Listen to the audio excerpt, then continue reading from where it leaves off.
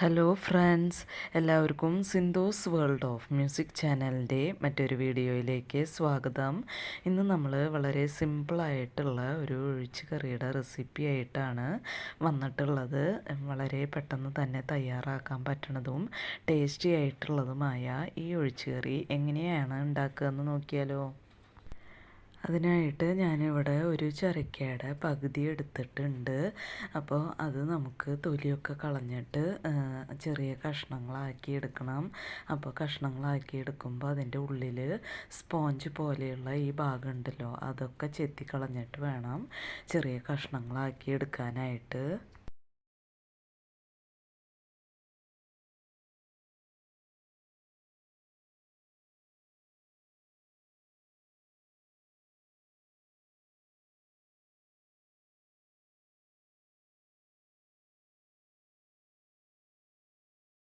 ഇപ്പോൾ ചുരയ്ക്ക ഞാനിവിടെ ചെറിയ കഷ്ണങ്ങളാക്കി ഇതുപോലെ എടുത്തിട്ടുണ്ട്. ഇനി ഞാനിവിടെ ഒരു കുക്കറിലേക്ക് ഒരു 1/4 കപ്പ് പരിപ്പ്, തൂരപ്പരിപ്പ് എടുത്തിട്ടുണ്ട്. നന്നായിട്ട് കഴുകി എടുത്തിട്ടുണ്ട്.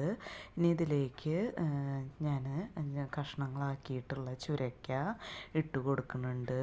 ഇനി ഞാനിവിടെ ഒരു തക്കാളി എടുത്തിട്ടുണ്ട്. അത് ഇതിലേക്ക് കട്ട് ചെയ്തിട്ട് ഇട്ട് കൊടുക്കുന്നുണ്ട്.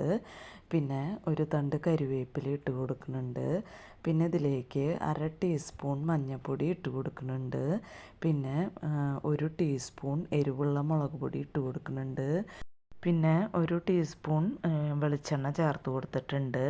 ഇനി ഇതിലേക്ക് പാകത്തിന് വെള്ളം ഒഴിച്ച് കൊടുക്കുന്നുണ്ട്. ഞാനിതിലേക്ക് 2 കപ്പ് വെള്ളം ഒഴിച്ച് കൊടുത്തിട്ടുണ്ട്. ഇനി നമുക്ക് ഇതിലേക്ക് പാകത്തിന് ഉപ്പ് ചേർത്ത് കൊടുക്കാം. ഞാനിവിടെ കല്ലുപ്പാണ് ചേർത്ത് കൊടുത്തിട്ടുള്ളത്. ഒന്ന് മിക്സ് ചെയ്ത് കൊടുത്തിട്ട് കുക്കർ മൂടി വെച്ച് നമുക്ക് മീഡിയം ഫ്ലെയിമിൽ ഒരു വിസിലടിക്കാം. ചുരയ്ക്ക ഇവിടെ വെന്ത് വരട്ടെ. ഈ സമയത്ത് ഞാനൊരു മിക്സിയുടെ ജാറിലേക്ക് 2 പിടി തേങ്ങ ഇട്ട് കൊടുത്തിട്ട് പാകത്തിന് വെള്ളമൊഴിച്ച് നന്നായിട്ട് അരച്ചെടുത്തിട്ടുണ്ട്. ഇപ്പോൾ നമ്മുടെ ചുരയ്ക്ക ഒരു വിസിലടിച്ച് വിസിലൊക്കെ പോയി സ്റ്റീമൊക്കെ പോയിട്ട് തുറന്നിട്ടുണ്ട്. പരിപ്പും ചുരയ്ക്കൊക്കെ വെന്ത് വന്നിട്ടുണ്ട്. ഇതിലേക്ക് നമ്മൾ അരച്ച് വെച്ചിട്ടുള്ള തേങ്ങയുടെ കൂട്ട് ചേർത്ത് കൊടുക്കുന്നുണ്ട്. അപ്പോൾ തേങ്ങ അരച്ചെടുക്കുമ്പോൾ അതിലേക്ക് ജീരകവും ചെറിയ ഉള്ളിയൊക്കെ താല്പര്യമുള്ളവർക്ക് അതും ചേർത്തിട്ട് അരച്ചെടുക്കാൻ. ഞാനിതൊന്നും ചേർത്തിട്ടില്ല. ഇനി നമുക്ക് ഈ മിക്സിയുടെ ജാറിൽ കുറച്ച് വെള്ളം ഒഴിച്ചിട്ട് ഇതിലേക്ക് ഒഴിച്ചു കൊടുക്കാം. നമ്മുടെ പാകത്തിന് ഗ്രേവി ആക്കിയെടുക്കാം.